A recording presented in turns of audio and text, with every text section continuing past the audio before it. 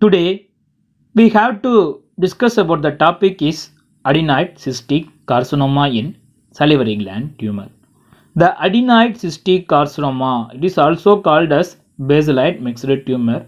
It is formerly known as cylindroma because there is a cylinder-like cyst is arranged in this histologically. So it is called as cylindroma in previously. Now it is called as adenoid cystic carcinoma.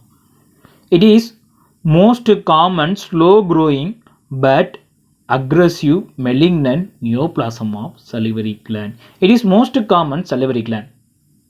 It is aggressive and malignant of salivary gland.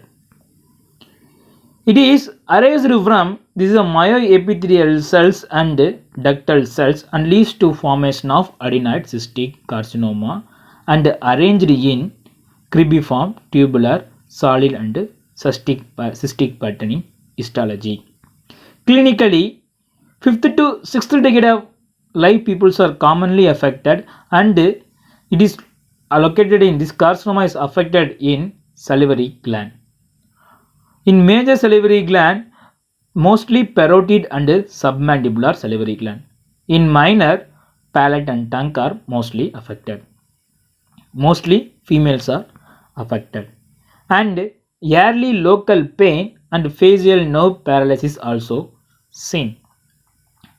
And it look like pleomorphic adenoma. It is the pleomorphic adenoma, it is the adenoid cystic carcinoma. Both are clinically similar. And intraoral lesion get ulcerated. And it is fixation, it is fixed in appearance and not movable. And local invasion also seen. Here is the local invasion to other area, adjacent area will be seen. And it is a tendency to spread through perineural area. It is the perineurium.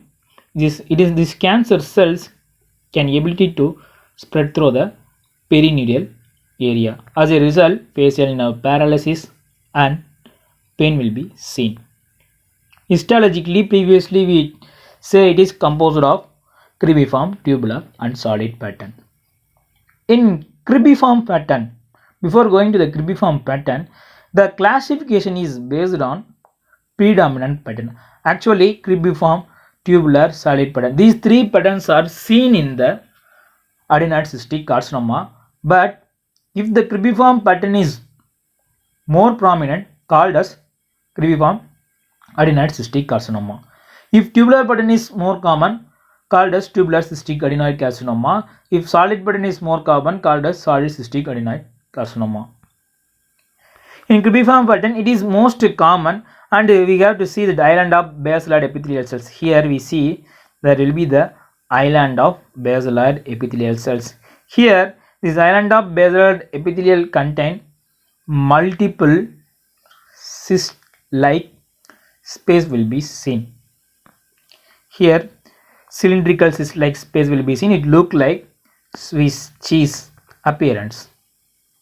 The lumina of space, it is positive for mucopolysaccharide secretion, and there will be a hyalinized connective tissue around the cribriform pattern. Here is the hyalinized connective tissue. In tubular pattern, there is a multiple duct or cyst with hyalinized stroma. Here will be see there is a duct and cyst will be seen in the hyalinized stroma, and it is arranged in tubular pattern. The tubular pattern has more than several layers, and also myoepithelial cells and ductal cells also seen.